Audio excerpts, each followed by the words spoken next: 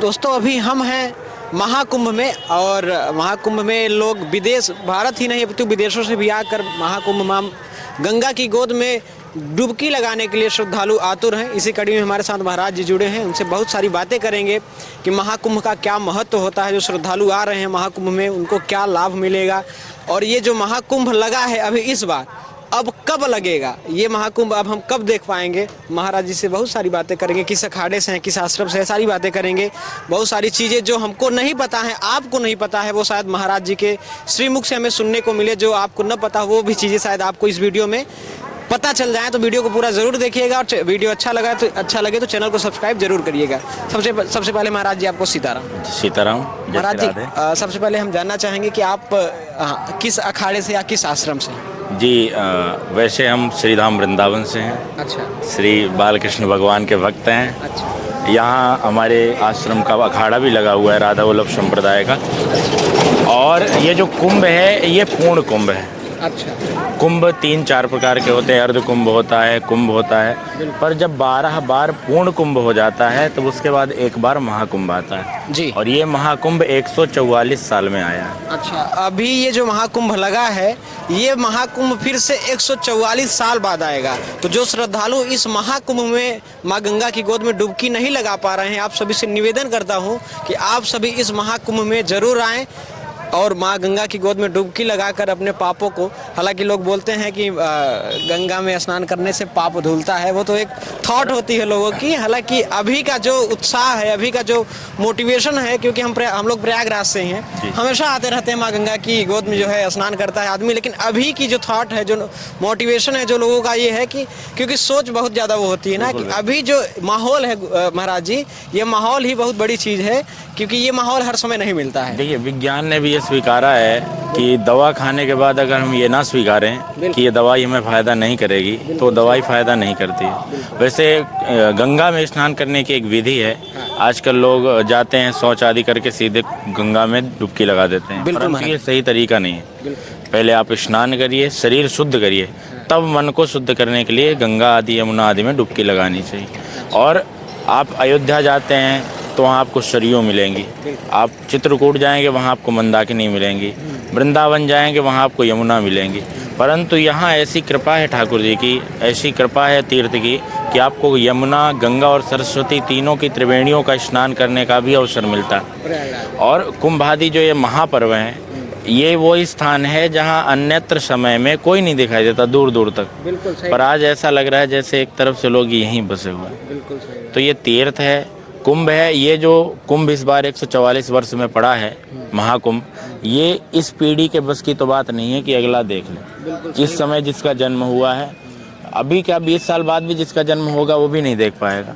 तो ये महाकुंभ है, इसका दर्शन और यहाँ आकर के दिव्याति दिव्य संतों का दर्शन करना चाहिए, माँ गंगा का तीर्थ का दर्शन करना चाहिए, स्नान करना चाहिए, हो सके तो यहाँ 1-2 दिन बिताना चाहिए। महाराज जी कितने दिन हो गए आपको यहाँ आए? हमें यहाँ 3 दिन हो गए हैं। अच्छा, और कितने दिन रुकने का जी रखेंगे तब तक रहेंगे, क्योंकि कार्य भी है अपना। अच्छा। कथाएं आदि चलती रहती हैं, तो जैसी ठाकुर जी की आज्ञा। अच्छा, अभी तो 1-2 दिन है यहीं पे। महाराज जी आपको पता ही होगा कि यूपी के जो मुख्यमंत्री हैं माननीय योगी जी, उन्होंने साफ साफ बोल दिया है कि महाकुंभ में मुसलमानों का आना वर्जित है।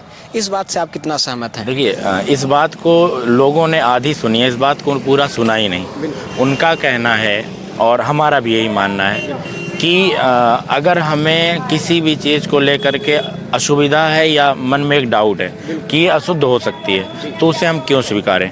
प्रायः जगह जगह देखा जाता है कि जो दूसरे वर्ग के लोग हैं वो अपने धर्म की वृद्धि के लिए और अपने लोगों की वृद्धि के लिए दूसरों को निम्न दिखाने का प्रयास करते हैं। कई बार पाया जाता है कि भोजन आदमी वो अशुद्ध करते हैं और भी कई चीज़ें। तो हमारे धर्म के लोग नहीं चाहते कि हम किसी प्रकार की असुविधा या किसी प्रकार की अशुद्धि को स्वीकार करें। मान लीजिए हम आए हैं, कोई और आया है, ये भावना लेकर के आया है कि हम धाम में आए हैं, और उसे किसी ने दूषित प्रसाद या दूषित चीज़ दे दी, वो प्रसाद के लिए भी या खाने के लिए भी। अब मान लीजिए उन्होंने कुछ दूषित दे दिया और हमने जा कर के भगवान को अर्पण कर दिया। हमने जितना तीर्थ में आकर के तीर्थ के दर्शन से और गंगा के स्नान से पुण्य नहीं पाया, उतना हमने पाप कर दिया। तो उन्होंने कहा है और हमारा भी मानना है कि जिसको स्नान आदि करने आना हो बिल्कुल। वो आए, बड़े प्रेम से आए, उनका स्वागत है। परंतु उन्होंने जो ये बात रखी है कि हमें दुकानें आदि नहीं दी गई, तो आपकी पात्रता अगर होती तो आपको बुलाया जाता। बिल्कुल सही। आप अपात्र हैं इसीलिए आपको दुत्कारा जा रहा है। अगर आप में पात्रता होती, आप इतने समन्वयवान होते तो आपको बुलाया जाता, आपका आवाहन किया जाता। परंतु आपने समन्वय बिगाड़ दिया और आपकी पात्रता आपने खो दी है। और वैसे भी कहते हैं कि दान पुण्य पात्रता युक्त व्यक्ति को ही करना चाहिए। हर किसी को दान नहीं दे देना चाहिए या हर किसी से रिश्ता नहीं जोड़ लेना चाहिए। आप पात्रता लाइए, ठाकुर जी ऐसी कृपा करें कि अगले कुंभ में हम आपको ही सारी दुकानें दे दें, पर उसके लिए आपको विश्वास जीतना पड़ेगा।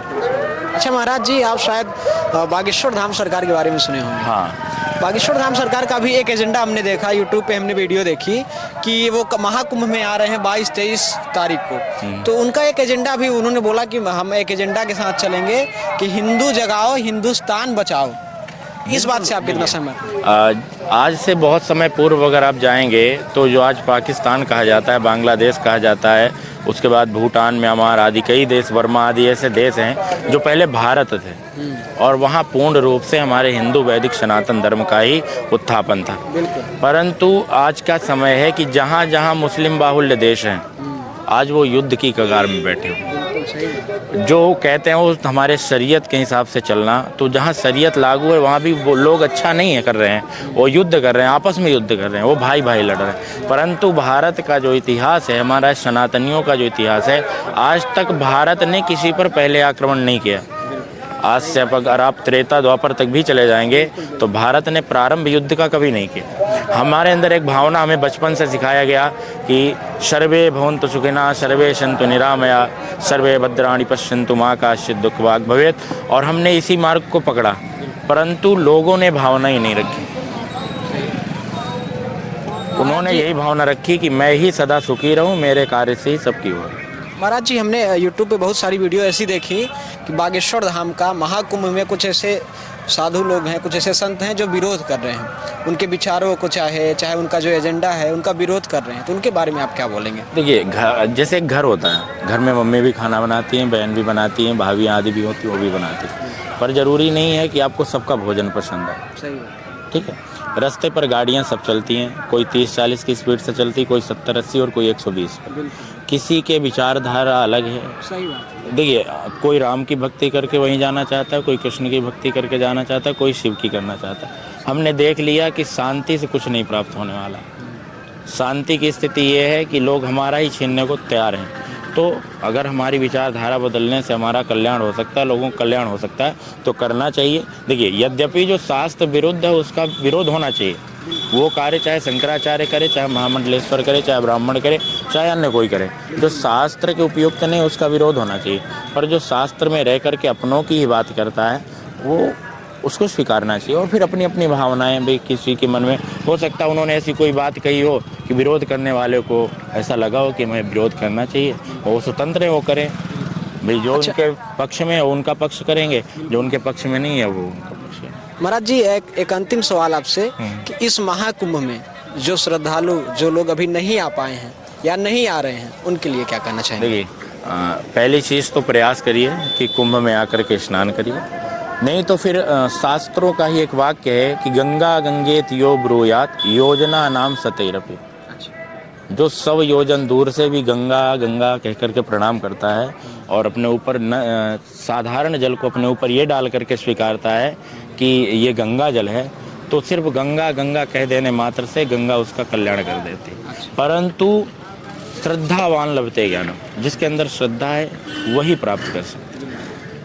भाई, कोई कार्य है हम कर रहे हैं तो श्रद्धा के साथ, जैसे मान लीजिए एक नौकरी करने वाला होता है, मान लीजिए उसे कार्य दिया गया है कि तुम्हें अमुक कार्य करना है, वो चाहे रो करके करे चाहे हंस करके करे, उसे करना तो पड़ेगा ही। तो जब करना ही है तो हंस करके और श्रद्धा के साथ करना चाहिए। तो जो आ रहे हैं उनकी अच्छी बात है, परंतु अगर किसी कारणवश नहीं आ पा रहे हैं तो वो वहाँ से ही प्रणाम करे कि भगवान हे तीर्थराज, किसी कारणवश हम यहाँ नहीं आ पा रहे हैं, हमारी ये श्रद्धा है कि हम आपके दर्शन करें, आपका स्नान करें। और आपके अगर कोई मित्र, इष्ट, रिश्तेदार आदि आ रहे हैं तो उनसे कहिए 2-4 लीटर यहाँ से गंगा जल ले जाइए, एक ढक्कन जल मिलाइए एक बाल्टी में और स्नान करिए, गंगा जी का आनंद है। चलिए अपना अमूल्य कीमती समय देने के लिए महाराज जी आपका बहुत बहुत धन्यवाद। जय श्री राधे। जय श्री राधे। धन्यवाद।